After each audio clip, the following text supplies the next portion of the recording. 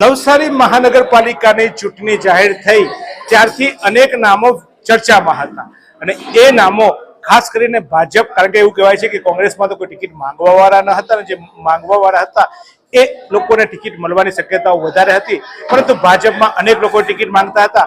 ત્યારે એક ચહેરો કે જેને ભાજપને ઊભો કરવા માટે ખૂબ પ્રયત્ન કર્યા હતા અને એ ચહેરો કબીલપોર ભાજપના નામના ધરાવતો મિરલ પટેલ. મિરલ પટેલને ભાજપમાંથી ટિકિટ નહીં મળી અને કોંગ્રેસમાંથી આજે એમને ઉમેદવારી દીધી. મિરલભાઈ, ભાજપમાં ટિકિટ માંગી હતી ખરી? ના, મેં ભાજપમાં આ વખતે ટિકિટ માંગી નથી. અત્યાર સુધી ભાજપને તમે રોજ ભાજપના નામે લોકો કોંગ્રેસ વાળા કઈ કોમેન્ટ કરે તો ફટાફટ તમે સોશિયલ મીડિયામાં, કારણ કે સોશિયલ મીડિયા તમે સંભાળતા હતા, સોશિયલ મીડિયાની શરૂઆત તમે કરી હતી અને ત્યારે તો કોઈ પોસ્ટ મૂકે તો તમે લાગી પડતા હતા, બોમ્બ મારો કરતા હતા. હવે એ જ કોંગ્રેસમાંથી ઉમેદવારી. સોશિયલ મીડિયા ભારતીય જનતા પાર્ટીના આપણે કામ કરવા પડે, પણ જે જગ્યા પરથી રાજકારણમાં આવ્યા, આખા રાજકારણમાં આવ્યા, એ જગ્યાના લોકો અને એ જગ્યાના સંગઠનના લોકો હેરાન પરેશાન હોય તો બધું મૂકીને એનું તો પહેલા સરખું એટલે રિપેર કરવું પડે ને. મિત્રો, મારો સવાલ એ જ છે કે ભાજપમાં એવું તો શું થયું? તમારા જેવા તો અનેક લોકોના સાથે પણ ભાજપમાં આવું થતું છે, જો તમારી સાથે થયું એવું તો શું થયું કે આખો પક્ષ છોડી દેવો પડે? જે પક્ષ માટે તમે લોહી રેડ્યું હતું એ પક્ષ છોડીને જેના વિરોધ કર્યો હતો તમે, આજે એ પક્ષમાં ટિકિટ લઈને લડવું પડે, આવું કેમ થયું? એક ભાજપના અદના કાર્યકર્તાને આજે કોંગ્રેસમાં જવું પડે, કેમ? કારણ શું? અગાઉ ઇલેક્શનમાં પણ ખૂબ વ્યાપક પ્રમાણમાં વિરોધ હતો, બરાબર છે, છતાં બી પાર્ટીએ ટિકિટ આપી હતી. પાછી પણ લોકોએ એ વિરોધમાં વિરોધ આ વખતે ઉમેર્યો છે. વ્યક્તિ કોઈ નેતાઓના વિરોધ હતો તમારા વિસ્તારના કે ભાજપનો વિરોધ હતો? ભાજપનો વિરોધ નથી, માત્ર ને માત્ર એક ઉમેદવારનો વિરોધ છે, બીજા કોઈનો વિરોધ નથી.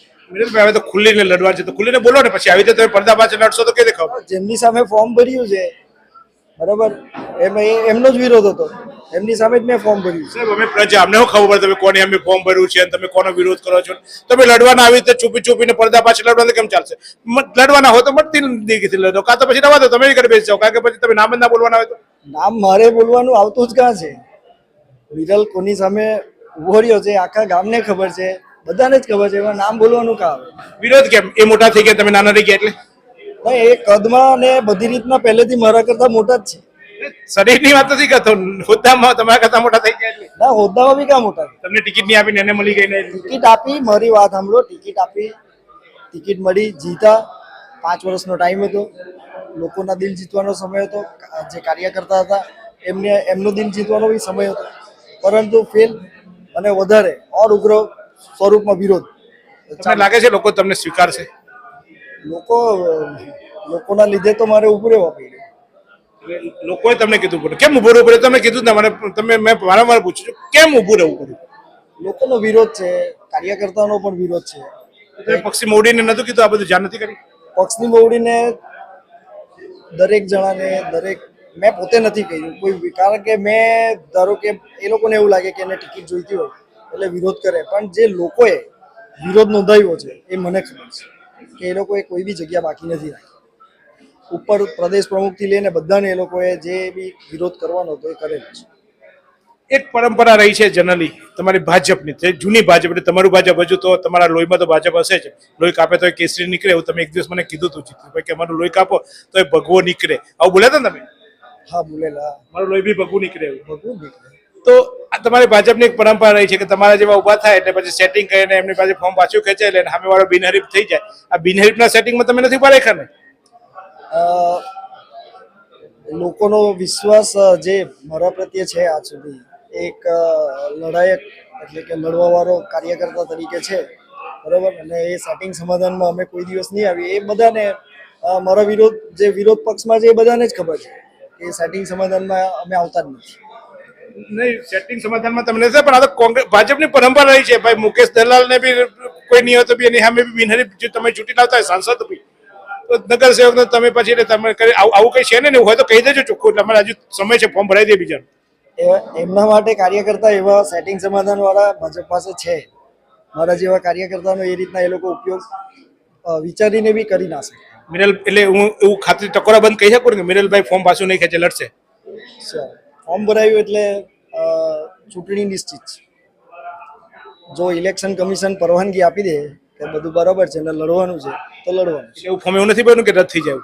ના ના હવે ધારાશાસ્ત્રી પાસે જ ભરાવ્યું છે. કારણ કે આ તો બધા તમે ભાજપના તમે બધા દાવપેચ જાણો છો. એક ફોર્મમાં એક ખામી કાઢ લેશે, તમારી રસોઈની ડીલ કઈ નહીં હોય, તમારું ફોર્મ રદ થઈ જશે અને પેલા બિને એટલે એવું સેટિંગ બી પાછું કર્યું હોય તમે.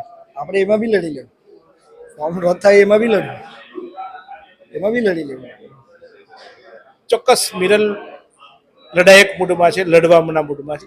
તમને બધાએ ના કીધું, કોઈ ફોન ના આવ્યા કે ભાઈ મિરલ રવા દેવાય, સમજી જા સમજ્યું કોઈ? મારા કામગીરી કરવાની પદ્ધતિ અને મારી લગભગ ભાજપના બધા કાર્યકર્તાઓને ખબર છે. બહુ ઓછા લોકો એવા હોય, એટલે એમ જનરલી કામ હોય તો બધા કરે, પણ અમુક વસ્તુમાં બહુ ઝડપથી એ હિંમત નહીં કરી શકે. એક મારા ખૂબ નજીકના અને મારા એક સમયના સાથી કાર્યકર્તાનો ફોન આવ્યો હતો, પણ બહુ કદાચ લેટ થઈ ગયું. તમે જે ગ્રુપમાં છો ને એ ગ્રુપમાં કાલે મેં થોડીક ચેટ વાંચતો હતો, આમ તો સમય નથી મળતો તમારા બધાને ઇન્ટરવ્યુને કરવામાં, અને એમાં લખ્યું હતું કે મુકેશભાઈ અગ્રવાલ બિનહરીફ ચૂંટાઈ જશે. એ જ ગ્રુપમાં તમે પણ છો. કોઈ જવાબ તો તમે નતો આપ્યો, કોણ રડવાનો છે? સાહેબ મેં અમને અત્યારે મારે જે જવાબ આપવાનો છે એ મેં ફોર્મ ભરીને જવાબ આપ્યો.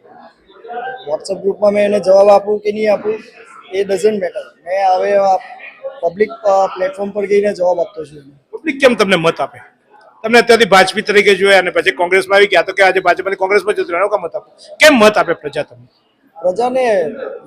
પ્રજાને વિશ્વાસ હશે, લોકોને કાર્યકર્તાને વિશ્વાસ હશે તો જ એ મતદાનમાં કન્વર્ટ થશે અને અમે વિજય બનશું. તો આ હતા મિરલભાઈ. મિરલભાઈએ મને એકવાર એવું કીધું હતું કે જીતુભાઈ, અમારું લોહી એટલે કે અમને કાપો ને અમારું લોહી નીકળે તો અમારું લોહી લાલ નહીં પણ ભગવું નીકળે. એટલે ભાજપ માટે આટલી બધી બલિદાન અથવા ભાજપ માટે આટલો બધો પ્રેમ રાખનાર વ્યક્તિ આજે ભાજપ છોડીને કોંગ્રેસમાં ચૂંટણી લડે છે. અને એનું કારણ છે એમના વિસ્તારમાં કામો નથી થયા, એમના વિસ્તારમાં નામ સાથે હું તો કહું કે મુકેશભાઈ અગ્રવાલનો એમને વ્યક્તિગત વાંધો છે કે એમના વિસ્તારમાં વાંધો છે એવું એમનું કહેવું છે, અને એને કારણે એ ચૂંટણી લડવા સામે પક્ષે આવ્યા છે મેદાનમાં. હવે જોઈએ, બેવ બળિયા સાથે વર્ગ્યા. મુકેશભાઈ તેમને બળિયો સમજે છે કે એની ખબર નથી, પરંતુ કોંગ્રેસ અને ભાજપ બે પક્ષો હવે સામે લડાઈ થવાની છે ચૂંટણી. પણ અહીંયા ભાજપ વર્સિસ ભાજપની લડાઈ હશે, કારણ કે મિરલભાઈનું લોહી તો ભગવું જ છે. જોતા રહીએ હવે મિરલભાઈ લડે છે કે પછી ભગવા લોહીમાં ભરી જાય છે, એ આગામી દિવસમાં ખબર પડશે. આશા રાખીએ આ ચૂંટણી જંગ યોજાવાનો છે. આ ચૂંટણી જંગમાં મિરલભાઈ કોંગ્રેસનું પ્રતિનિધિત્વ કરવાનું. આ સુંદર સૃષ્ટિને નિહાળવા માટે હજારો લોકો પાસે દ્રષ્ટિ નથી, અને એ ત્યારે જ શક્ય બને જ્યારે કોઈ ચક્ષુદાન કરે. તો તમારા સ્વજનો સાથે મળી એક સુનિશ્ચય લઈએ, ચક્ષુદાનને પરિવારની પરંપરા બનાવીએ. Visit Sant Punit Chakshu bank, Rotary eye institute Navsari. Call 7069006329.